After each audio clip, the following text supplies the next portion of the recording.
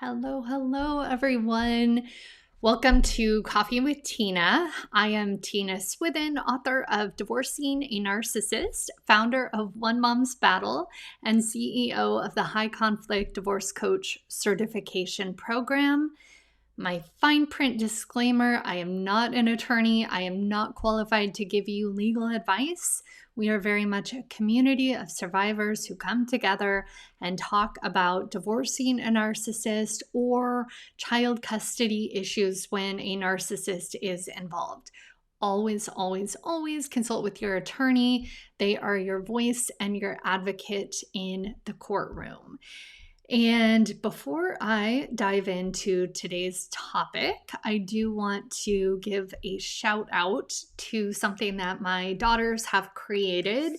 Their website, if you are not familiar with it, first of all, I'll say so many people come to me and go, "We've read your story. We understand it was written years ago. How are your daughters doing?" It's almost as if they're looking for hope that their children are going to come through this unscathed. And, we've had the privilege and the luxury of having peace for quite a few years and really embracing our healing journey. But my daughters are almost 16 and 18 now. And not only are they thriving in life, they have created pinkfireworks.com, which is a resource hub for tools, and they're also on social media. You can look them up there. But it's very much on their hearts to create products and resources that were helpful to them when they were little, so that they can help others who follow in their footsteps. And so I'll show you one of their products is these affirmation cards. They're called My Affirmations by Pink Fireworks. It's stuff like, I understand, or I recognize boundaries. I recognize red flags. I know my boundaries, things like that. And then their latest products, these are so cute. So when they were little, they had something called Traveling Bear, and it was a transitional object. There's research out there that shows how important it is for children, but especially children during divorce, a permanent object that they can carry back and forth with them. So they have these bears, and then the bears come with they come in this little bag, and it's an introduction to your child. Basically says, "I heard you travel between different homes, and that's what I'm here for. You can take me with you everywhere you go. I can give you support and comfort when you need it. We all need extra support sometimes, and I've been told I have magical powers. I'm excited to be your new buddy." So it comes in these bags, and I'm just so proud of these girls. So that is my proud mom moment plug. But to get into today's question, which is, let's see, where is it? I need to find a therapist for my children. How much history do I provide? There's no substantiated history of abuse, but there was emotional and psychological abuse during the relationship, and now post-separation abuse. And I would just say, how many of us can relate to that topic? And it's really difficult to prove abuse in the family court system or in any of the subcategories with the professionals who are tasked with working in the best interests of our children, which is a joke. And we all know that because that's not what's really happening. So in my humble opinion, the family court process itself is very much an ultra marathon, uphill both ways in extreme weather. And most of us go into this race completely unprepared. We haven't trained because we didn't have warning that there was going to be an ultra marathon. We could not have predicted this journey.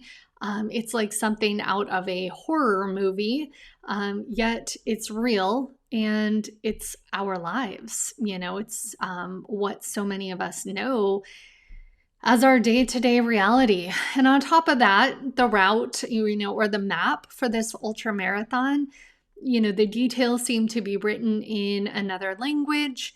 It's so foreign that we find ourselves turning the map sideways, upside down, trying to make sense of it, but nothing helps. And the conditions of this ultra marathon defy logic. We don't have the proper equipment or attire. We find ourselves exhausted, wondering how we're going to continue, sometimes struggling just to put one foot in front of the other. And so, in reference to today's question, when I sit down and I try to make sense of the map that I have been given for this ultra marathon that is child custody or divorce with a narcissistic person, that the race or the map, it's really broken up into various segments. And one of those segments is therapy for our children. This particular portion of the race has several challenges to overcome. To obtain therapy for our children is usually an uphill battle in itself, because the reality is that it's a huge threat to the narcissist, for a variety of reasons. For someone to potentially see behind their mask. Some of them see it as a challenge. The more covert, really intelligent ones that are able to read people and pick up on social cues because they've studied that for so long, they are more skilled at impression management. Equally triggering for them is the notion that their child needs therapy. In their minds, someone from their perfect genetic gene pool could not possibly have anything wrong with them, because that's how they see therapy. Something's wrong. They see the children as an extension of themselves, and in their mind, their children need to be perfect and flawless because it's about image, it's about reputation, all of those things. And we see these issues come up a lot. If there's a health or a medical diagnosis, you will see the narcissist trying to trump expert opinions, and suddenly you're being accused of Munchausen by proxy, or that you're so skilled at manipulation that you have convinced medical experts, Ivy League trained medical experts, that your child is autistic, and you feel like you're in the twilight zone. You're like, but we have 3 different expert opinions that this child is autistic.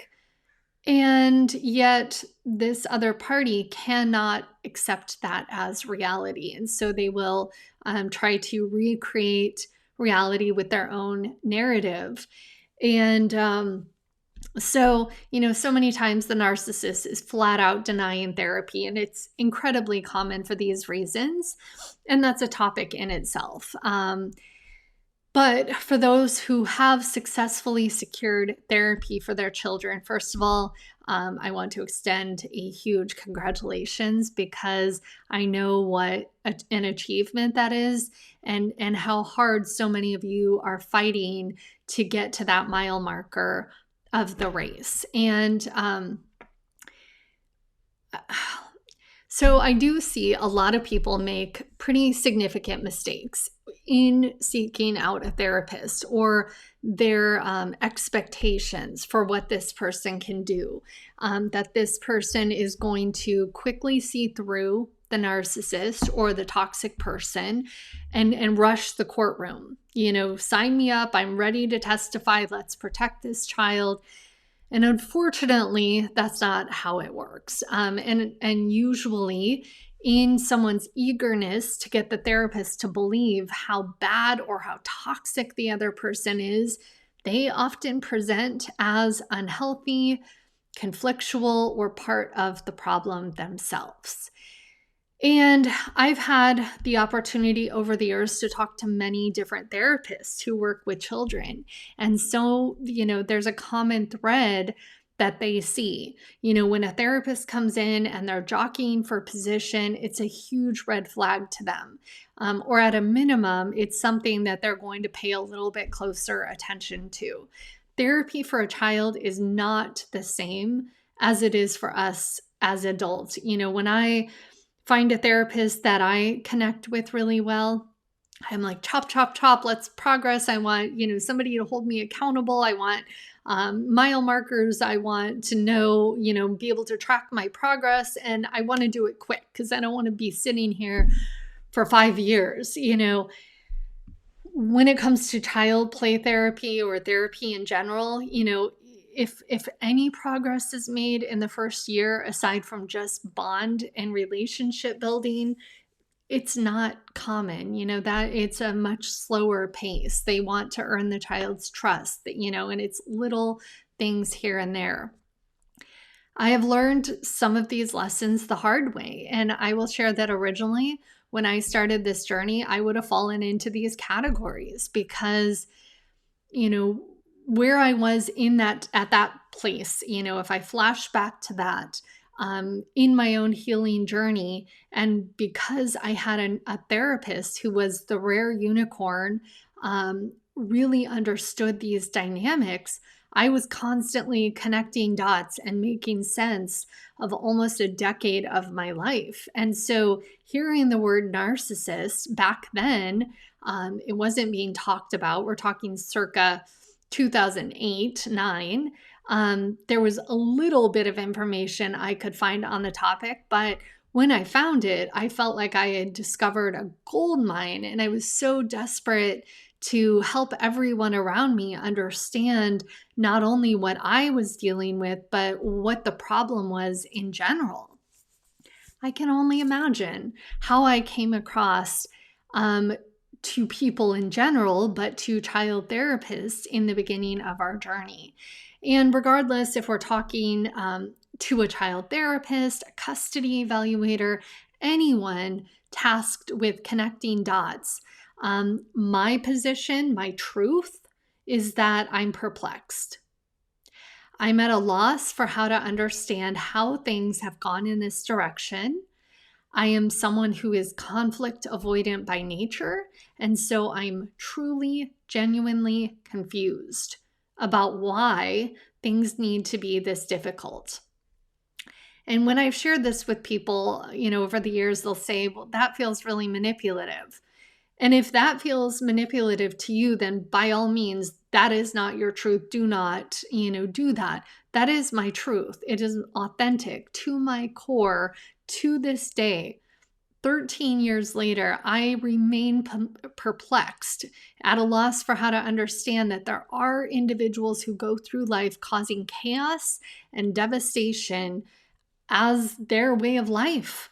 When I am presenting as perplexed, not only is that my truth, but it also shows that I am not part of the conflict. And the second part of my truth is that my intention for child therapy is solely rooted in helping my child. I do not want this person to jeopardize my child's confidentiality by testifying in court. I want these sessions to be fulfilling my child's toolbox. And that can be tools and resources to help them navigate anything difficult in their lives. My truth is that I want this person to be a neutral third party, a safe zone for my child to talk about anything and everything going on in their lives, whether they are angry with me because I didn't play hokey pokey for the 8th time or the 11th time last night, or that there was a bully on the playground at lunchtime, or that something happened at their bio dad's house. And I use that term, but I would not if I were you. I use that term because we've terminated parental rights and my kids have been adopted. But scratch that from your vocabulary if you're still in child custody issues. But back to the, I would want the therapist to have clarification on my goals so that we are on the same page. And here's something I have seen happen. You have the therapist for your child, and this person is a beautiful fit. Your child has developed trust. They're opening up. You are witnessing progress. You put this child on, or this therapist on the stand to testify. And if this person is a threat to your ex, which I believe they must be if they're on the stand, I can almost predict what will happen after court. I can see 9 times out of 10, I can look at a situation and predict what's going to happen because it's not rocket science. There are patterns and trends that happen um, across the country, across the world in these court cases. And so, what's going to likely happen is that opposing counsel is going to say that client confidentiality has been breached between the therapist and the child, and they're going to ask for the therapist to be removed.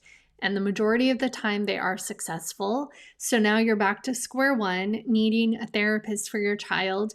And that doesn't even touch on the impact this is going to have on the child to lose this safe space and this connection and this relationship that has been built.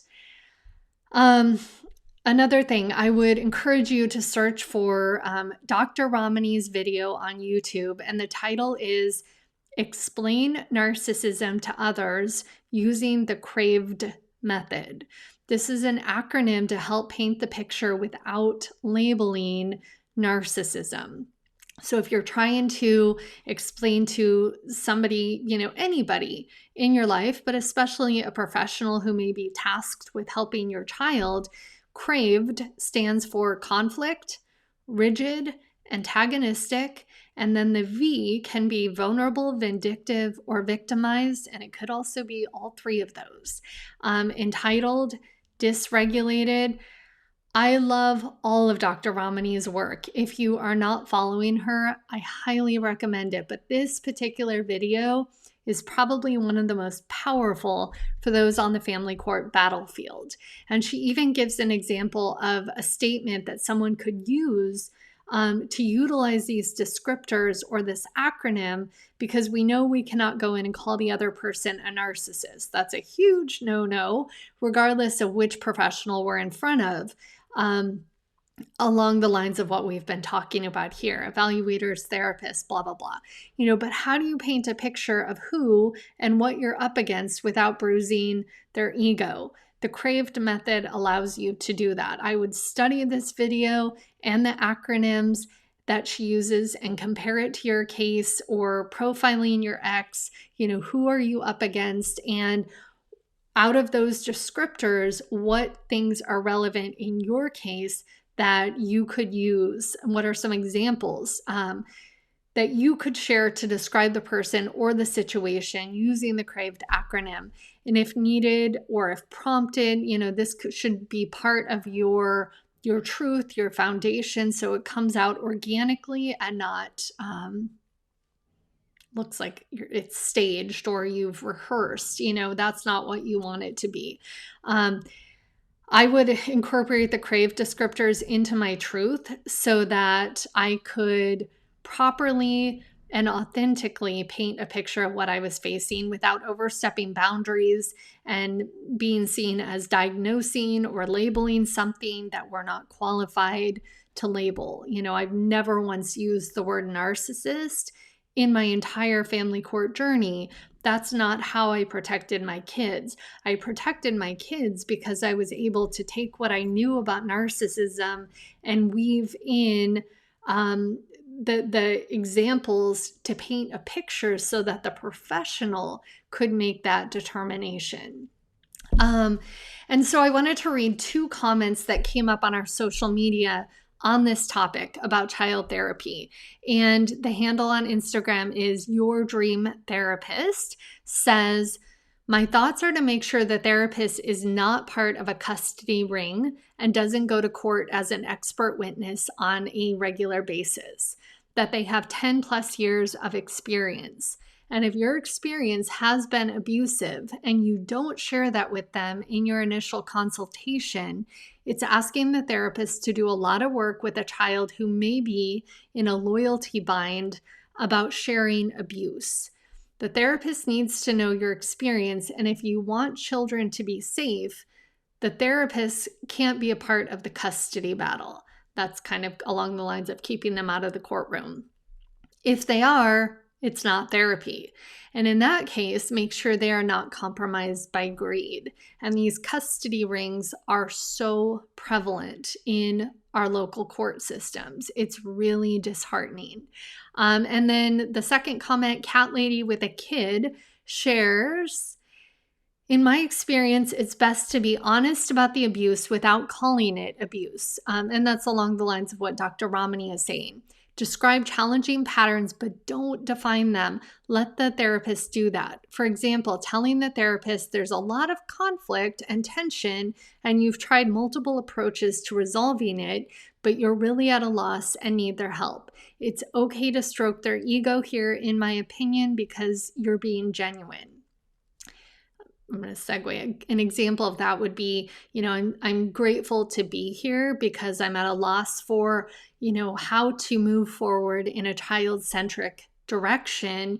And I'm grateful for your expertise, that type of thing. So then back to her comment, tell them that you really need some sort of guidance on conflict resolution as well as processing the fallout from the conflict. In my experience, you want to make sure they know you are able to self-reflect and that you are not perfect, but you are doing all you can to be fair to the other parent, yet still not making progress.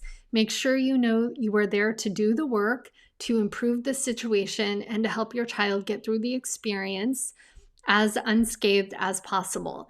Then see if they can connect the dots to see the big picture. And that is so powerful, being able to self-reflect. And one of the things on that note I said to our evaluator was, I am not perfect. Have I made mistakes along the way? Absolutely. There's no rule book for this journey. So in that, I'm humanizing myself, and that is my authentic truth. And then I'm going on to say I'm, really grateful to be here today. If you see anything that I could be doing differently, I will embrace that, because I've never been through anything like this and I value your opinion. And so you're telling them, not only do I value you, I'm willing to do things differently. I don't need to be right. So I hope this has all been really helpful. Take care, everyone. And, be sure to go visit pinkfireworks.com to see all of the great things my daughters are up to. Bye-bye.